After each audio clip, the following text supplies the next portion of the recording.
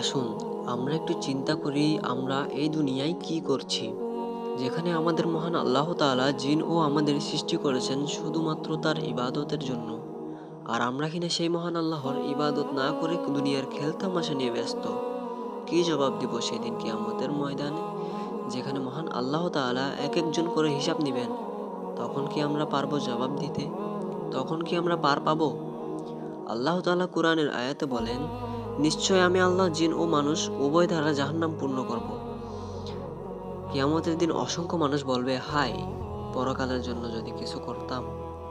কিন্তু সেই কথা আর কাজে আসবে না। আর আমরা কিনা দুনিয়ার খেলতামাশা নিয়ে ব্যস্ত। আমরা কি পারবো জাহান্নামের আযাব থেকে বাঁচতে? সহ্য কি করতে পারবো? আল্লাহ তাআলা কুরআনের আয়াতে বলে দিয়েছেন, এই দুনিয়া খেলতামাশা ছাড়া আর কিছুই না। সূরা আনায়াম।